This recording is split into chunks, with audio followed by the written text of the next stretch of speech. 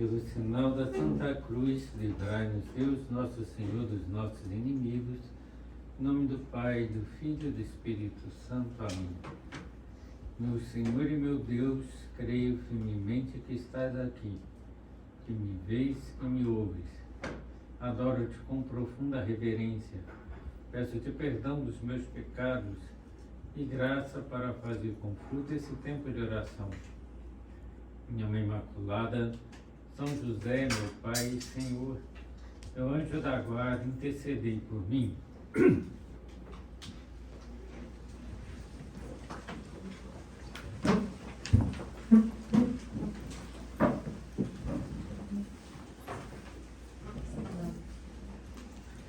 Nessa segunda parte do recolhimento, nós vamos considerar os dons do Espírito Santo, os seus efeitos em nós e, por contraste também, a sua ausência quando nos deixamos levar pela tibieza. E vamos começar pelo dom da sabedoria. O dom da sabedoria leva a pessoa a saborear o amor imenso de Deus por nós e saborear as realidades sobrenaturais, né? O amor pela Eucaristia, que Jesus está presente entre nós e nos alimentamos dele, o amor pelos sacramentos da Igreja, por exemplo, pela confissão, que lava e purifica a nossa alma, pela Palavra de Deus, que é belíssima e nos faz arder o coração, pela cruz de Cristo, que é a nossa glória, a nossa salvação. E não só amor pelas coisas de Deus, mas amor pelos outros. Quem tem o dom da sabedoria é uma pessoa que é movida pelo amor e quer atuar de uma forma heróica para que esse amor seja colocado em prática, e entende também que o melhor na vida é amar. Posso contar agora duas histórias que colocam em evidência esse dom de Deus. Uma vez o cura de Ars, São João Maria Vianney, foi acordado de noite para atender um doente. Ninguém sabia que o próprio sacerdote estava doente. Mas quando ele chegou no quarto daquele enfermo, que precisava dos seus cuidados sacerdotais, o enfermo reparou que o sacerdote estava mal, né? E exclamou comovido e agradecido: Senhor cura, como me veio visitar na situação em que se encontra? O senhor está mais doente do que eu. Volte imediatamente para casa, né? E o curador respondeu: não se preocupe, meu filho, ainda não dei a minha vida por você, como o Senhor deu por nós. Opa! Então, ele está disposto a dar a vida pelos outros, né? Então, é um amor que se doa, que se entrega. Esse é um dom do Espírito Santo. Uma segunda história desse dom é de São Damião, né? Um homem que entrou na ilha de Molokai, perto do Havaí, na época um reduto isolado de leprosos, porque não havia cura para a lepra, não havia remédio, para cuidar deles, porque aquelas pessoas estavam morrendo sem sacramentos. Mas ele sabia que ele ia pegar a lepra, então ele estava dando a vida pelos outros. E ele comentava: quem cuidará dessas pessoas que parecem a escória do mundo e são, no entanto, os mais queridos por Deus? E foi grande a emoção, né, no dia em que ele delicadamente contou na sua homilia na capela de Calaval que ele também tinha contraído a lepra. E ele disse na homilia: nós, os leprosos. E depois todos lá foram abraçá-lo, né? Porque ele estava dando a vida por eles. Então, o dom da sabedoria eleva o homem a essas alturas do amor, que está muito além do amor humano. Eu lembro de um repórter que escreveu um livro sobre Madre Teresa de Calcutá, aquela mulher que cuidava dos pobres mais pobres, né? E que ninguém queria cuidar, ela cuidava. E o título que ele deu para o livro eu achei muito interessante, que era "É muito além do amor", né? O dom da sabedoria é isso, a pessoa está além do amor, é um amor que já ultrapassa tudo, né? Agora, nós podemos pedir esse dom quando percebemos que estamos muito fechados em nós mesmos, quando nos custa sermos generosos com os demais, quando ficamos pensando no que eu vou lucrar, no que eu vou perder, quando eu vou servir os outros. E agradecer muito a Deus quando Ele nos concede esse grande amor a Deus e aos demais.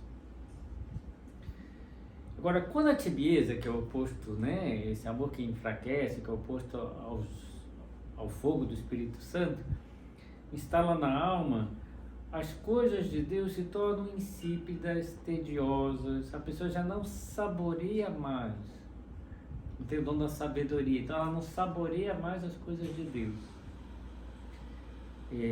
Os deliciosos manjares se tornam repugnantes ao paladar estragado, né? A pessoa já não saboreia mais. Não sei, quando a gente come às vezes uma fruta verde, né? Acontece isso, né? Agora não posso comer mais nada porque não vou sentir mais, né? Estragou, né? Estragou o paladar. Há determinados licores também, né? Um amigo meu foi, acho, em Belém, falou que tem um licor lá que amortece a língua, né?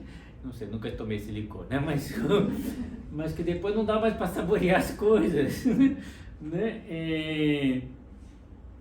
Então até as coisas mais saborosas na Eucaristia, que é o manjar dos anjos, né? Que a gente fala que é doce e saboroso ao paladar, né? Quem está na tibieza já não saboreia. Não saboreia a beleza do rosto de Cristo, o coração já não se inflama com as palavras de Cristo. Então perde-se a clareza do caminho e começa a sentir repugnância ao sacrifício, à morte de Cristo, e foge da cruz, né, por covardia, né, porque não quer sacrifício. O Beato Álvaro de Portillo, ele fala que a tibieza faz a pessoa experimentar a mais lamentável indiferença perante tudo que não satisfaz o seu próprio egoísmo carnal e espiritual. Tudo que não é para o seu egoísmo, ela não saboreia. Devemos pedir o dom de sabedoria, estamos no mês de maio, né? A Nossa Senhora. Como Nossa Senhora é chamada? Sede da sabedoria. É o trono da sabedoria, né? E que Deus nos conceda esse dom da sabedoria através da intercessão de Nossa Senhora e que nós saibamos como ela, né, a cantar a ação de Deus na nossa vida. Nossa Senhora cantava: grandes coisas fez em mim aquele que é todo poderoso. Então ela saboreava, né, a grandeza de Deus, né, e na sua própria vida. E cantava transbordante de alegria e de gratidão magnífica. E que nós também possamos dizer como Nossa Senhora: faça-se em mim segundo a vossa palavra. Então Nossa Senhora, sede da sabedoria, nos ensina a ter um coração generoso, disposto a entregar-nos totalmente a Deus, sem nos pouparmos. Que ela nos ajude a entender que a meia entrega não vale a pena. Ou a gente se entrega de verdade tudo e vai ser muito feliz, ou não vale a pena a meia entrega. E que nos ajude a sermos fiéis à nossa vocação, como ela foi fiel a vida inteira, sempre dizendo sim a Deus em todos os momentos da sua vida. Então vamos passar agora ao dom da piedade. Eu vou contar uma história muito simples que eu vi contar de um padre, que depois foi bispo. Na época que eu vi contar, ele era padre. O padre Rafael Llano Cifuentes, que tem vários livros, né? Então eu vi isso num retiro que ele estava pregando. E leio o texto do livro, um trecho do livro. Recordo que estava pregando um retiro numa fazenda em Miguel Pereira, Rio de Janeiro. Eu estive nessa fazenda que ele está falando. E, estando já deitado, escutei um gemido lacinante que provinha do jardim. Procurei cobrir-me bem com o cobertor para não escutar esse som e poder dormir, mas não conseguia. Era um lamento agudo, persistente, parecia o pranto de uma criança. Que estranho! Levantei-me. Em meio da noite escura, o lamento parecia mais dramático e menos humano. Fui me aproximando pouco a pouco, enquanto o gemido lastimoso ia aumentando. E de repente encontrei ali, no meio da relva, um cachorrinho assustado, abandonado e tremendo de frio. Então tomei consciência de que a cadela da fazenda, a baronesa, tinha tido filhotes. Era um filhotinho que estava ali meio perdido. Recolhi entre as minhas mãos o pequeno animalzinho e coloquei à altura do meu rosto. Comecei a acariciá-lo enquanto ele agitava alegremente o rabinho e farejava a minha face. Começou a lamber-me uma e outra vez. Confesso que me encantou. Comecei a sentir ternura, né? A solidão, o abandono, a fragilidade dessa criaturinha na escuridão e no gelo da noite fazia-me sentir verdadeiramente enternecido. Então, o padre Rafael vai lá, pega o cachorrinho, coloca lá do lado da mãe, né, que começa a mamar o cachorro e dorme, né? Aí ele vai para a cama, né? E movido por Deus pensou, se eu não tenho nada a ver com esse animalzinho, sentir uma ternura tão grande diante da sua tristeza, do seu abandono, quanto mais não sentirá por mim, no meio dos meus gemidos, esse Pai que me criou, que me escolheu para o sacerdócio antes da criação de tudo que existe, e me amou a ponto de entregar o seu filho para morrer por mim na cruz. E movido por Deus, né, esse padre, né, começou a rezar, né, Abá, Abá, papai, papai, e dormiu assim, né? Então, é uma experiência que ele contava, até contava no retiros que ele dava, né? Então, que se a gente tem tanta ternura por uma criaturinha, né? E quanto mais Deus por nós. Né? Então, o dom da piedade é o dom de saborear a filiação divina, ter consciência que nós somos muito amados por Deus. E que nós somos amados pelo próprio amor, porque Deus é amor. E que Deus nos ama mais do que nosso pai, mais do que nossa mãe, mais do que todos os pais e mães da terra juntos. E que me leva a tratar Deus como um pai, querendo agradá-lo, e tendo ternura por Deus, sabendo que Deus tem ternura por mim. E nos leva a sentir-nos protegidos, amparados por Deus. E vivemos atentos a esse dom de Deus, agradecendo quando Deus nos permite sentir-nos assim, filhos muito amados. Então, o dom da piedade nos infunde esse amor filial e depois nos leva a considerar que somos todos irmãos, porque todos somos filhos de Deus, portanto, irmãos em Cristo. E nos leva a viver a fraternidade esmerada com todas as pessoas. São José Maria, de uma forma até poética, ele dizia para as pessoas da obra: sabeis o que vos quero tanto, porque vos amo tanto, porque vejo correr nas vossas veias o sangue de Cristo. É uma frase poética, bonita, porque eu vejo Cristo em vocês. Vocês são filhos de Deus, vocês são outros Cristos. José Maria vai dizer o próprio Cristo. Então, se a gente vê Cristo nas pessoas, como a gente trata as pessoas? E podemos pedir a Nossa Senhora, nós chamamos Mãe de Piedade, que alcança esse dom de Deus, que nos leva a amar os outros, a perdoar facilmente os outros, a não guardar ressentimento no nosso coração, que nos leva a ter essa ternura pelos outros. Nossa Senhora tinha tanta ternura. Eu penso muitas vezes que Deus quis que a gente experimentasse a ternura da sua mãe, porque Ele tinha experimentado, né? E o melhor que Ele tinha, Ele nos deu, né? Nós temos mãe na vida espiritual e temos a ternura, né, de uma mãe, porque Nossa Senhora era terna, tinha esse amor de Deus por nós. Passemos para o dom da ciência, que nos leva a entender o valor das coisas criadas com relação a Deus. As coisas criadas são instrumentos, meios para chegarmos a Deus. Se nós utilizamos as coisas criadas de uma forma ordenada, não nos afastam de Deus, nos levam a Deus. Só que às vezes nós usamos mal das coisas criadas. Em vez de meios para chegar a Deus, nós colocamos como fim. As coisas criadas são simplesmente meios. E tem pessoas que vão buscando honra, riqueza, beleza, prazeres, como se fosse o fim da vida. E diante de Deus, que criou todas as coisas, e todas as coisas devem dar glória a Deus, as coisas em si, sem Deus, né, são nada, são lixo. Santa Teresa, que recebeu esse dom de Deus, né, dizia: diante das riquezas e das honras dos poderosos eu ria e sentia lástima de ver o que estimam os homens, lembrando-me quanto o Senhor tem reservado para nós no céu, e pensava como impossível seria para mim dar valor àquelas coisas que os outros davam, né? Se o Senhor não me tirava a lembrança das coisas celestiais, aquelas outras coisas pareciam-me um formigueiro, né? Dizia ela, né? O formigueiro é um bando de terra cuidada lá com formigas, né? Então, isso que parece, as coisas da terra parecem para um formigueiro. Então, o dom da ciência faz experimentar a presença de Deus nas criaturas. E muitos santos tiveram essa presença de Deus nas criaturas de uma maneira muito elevada. Um dos que teve de uma forma mais elevada é São Francisco de Assis, né?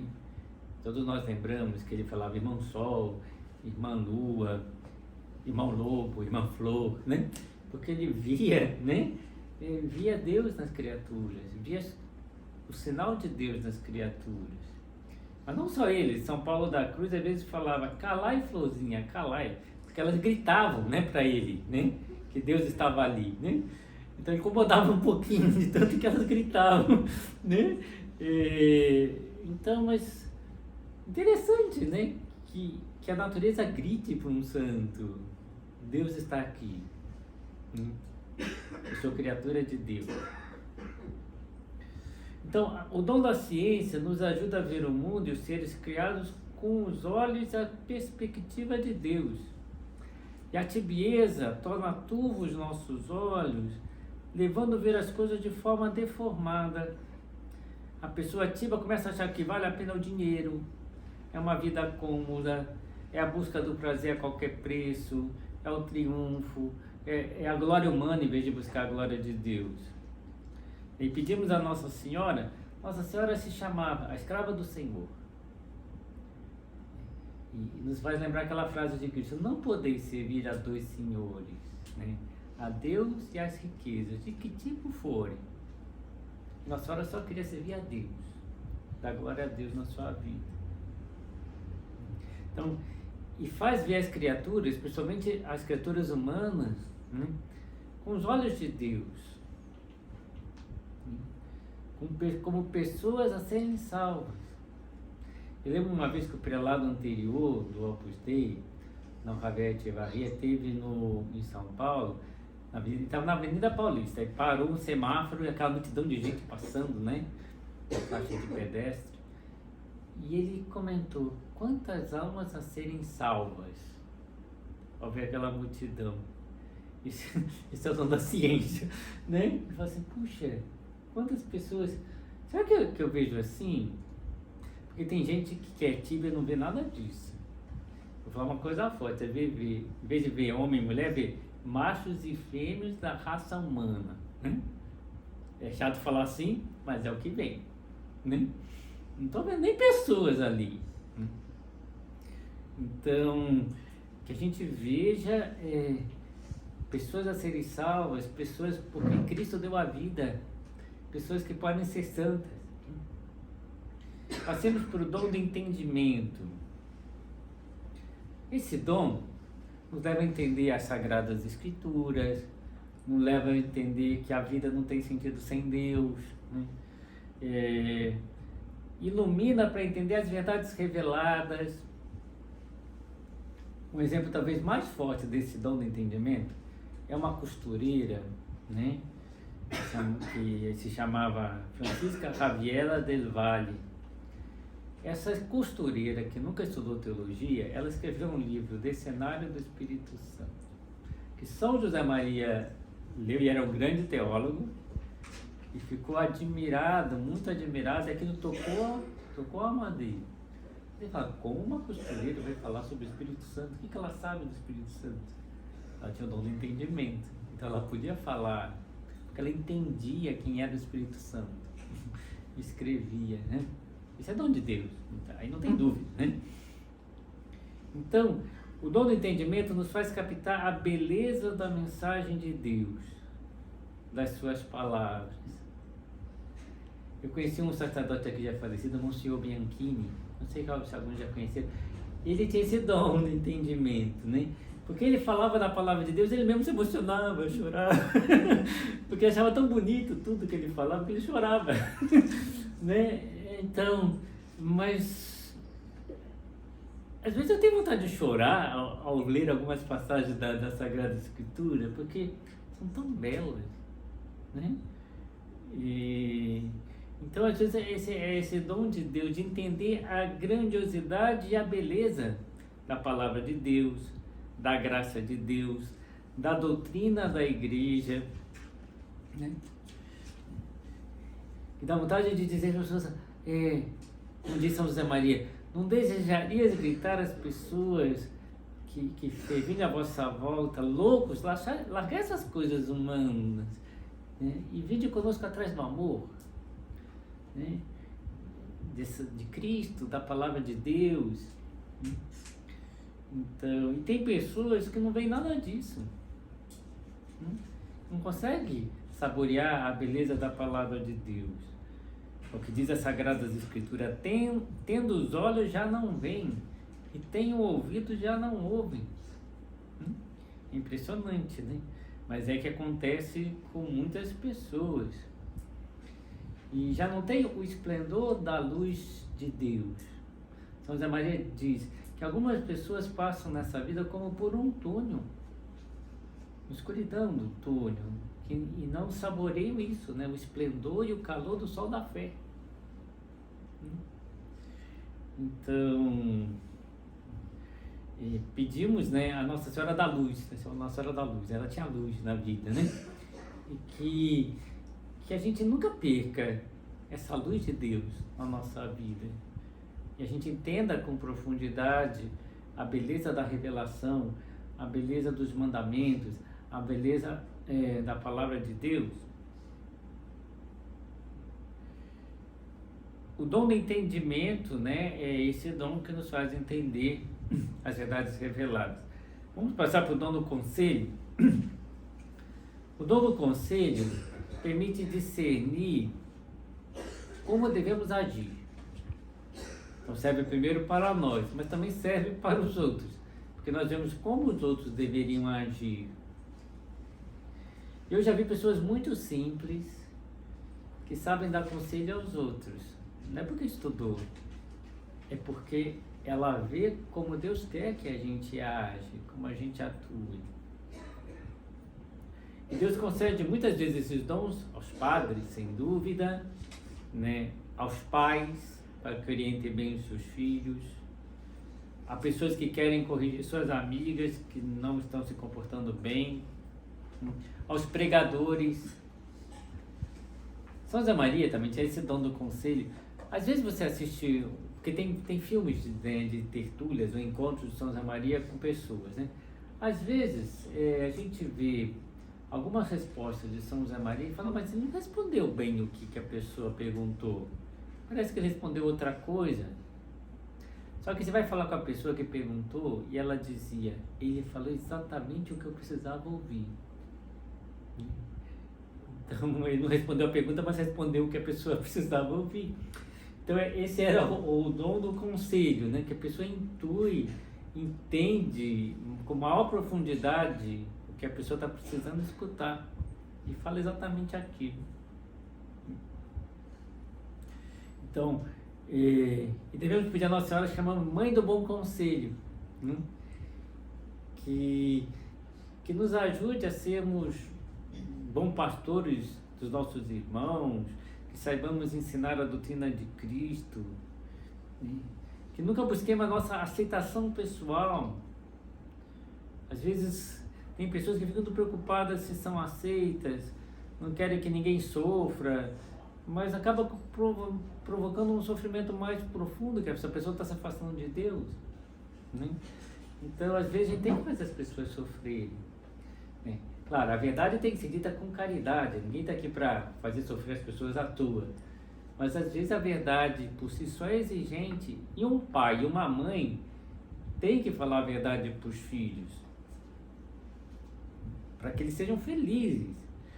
Então tem que ensinar a doutrina sobre a santidade do matrimônio, sobre a castidade, sobre a justiça, sobre o valor da vida humana, sobre as condições necessárias para se aproximar dos sacramentos, sobre o que é pecado leve, o que é pecado grave, embora o mais importante da vida não é o pecado, mas fazer boas ações, mas que também a pessoa precisa saber.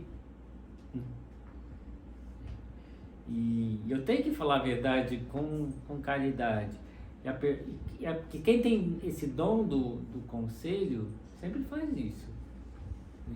Diz a verdade com caridade. O dom da fortaleza é uma fortaleza que não é simplesmente humana. Onde nós vemos claramente esse dom da fortaleza é nos mártires da igreja, principalmente no início do cristianismo. Porque diante da morte não é para morrer do jeito que eles morriam, cantando salmos, felizes. Isso não é humano, né? Isso é um dom de Deus. Tá? Porque diante da morte ninguém reagiria assim humanamente falando, né? Mas também a fortaleza deles se manifestava em ir contra os costumes imorais e depravados da sociedade em que viviam, né? São Paulo chega a dizer isso, né? Que eles eram santos inocentes no meio de uma sociedade corrupta e depravada. E hoje em dia está acontecendo quase a mesma coisa daquela época, né? Nós devemos ser santos e inocentes no meio de uma sociedade que está corrompida, né? E muitas vezes depravada também, né? Então os cristãos sempre remaram contra a corrente e por isso transformaram, cristianizaram a sociedade. Então quando nos custa agir bem, quando nós nos sentimos sem força, devemos pedir esse dom de Deus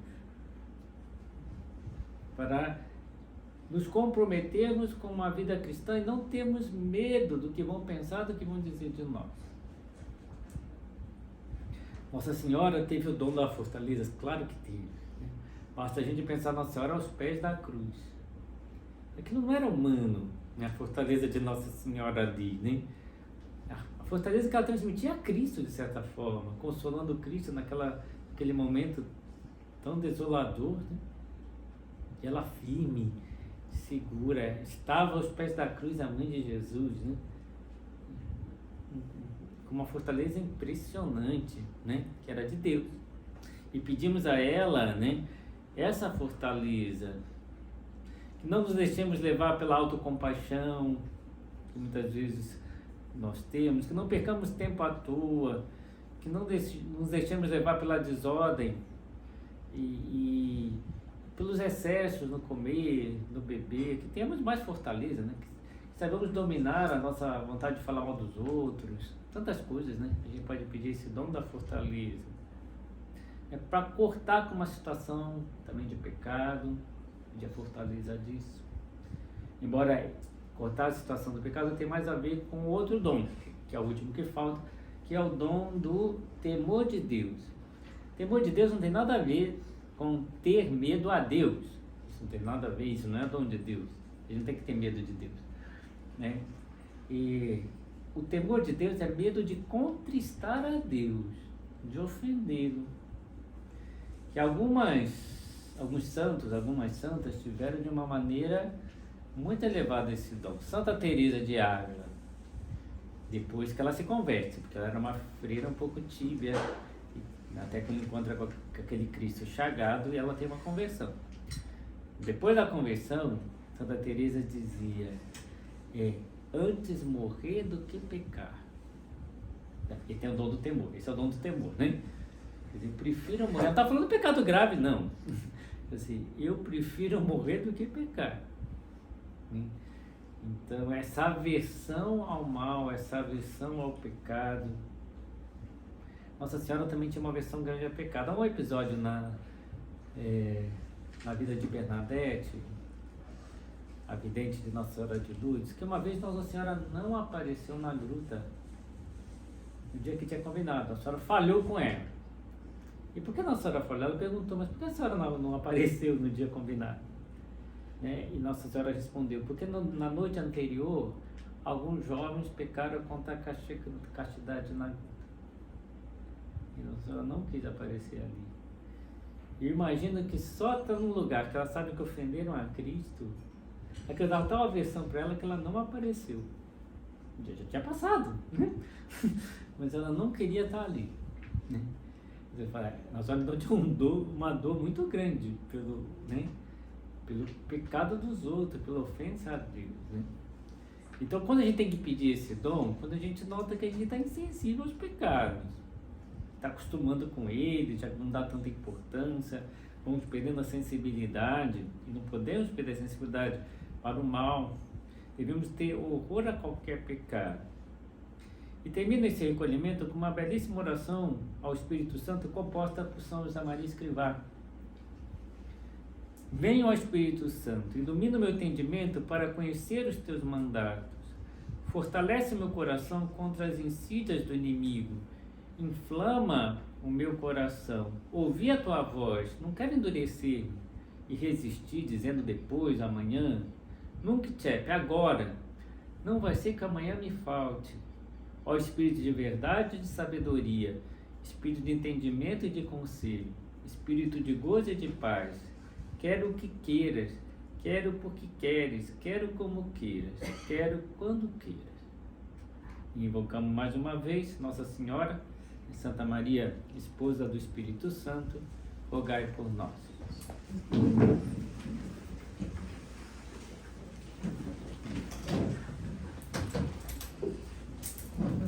Dou-te graças, meu Deus, pelos bons propósitos, afetos e inspirações que me comunicaste nessa meditação. Peço-te ajuda para os pôr em prática. Minha Mãe Imaculada, São José, meu Pai e Senhor, meu anjo da guarda, intercedei por mim.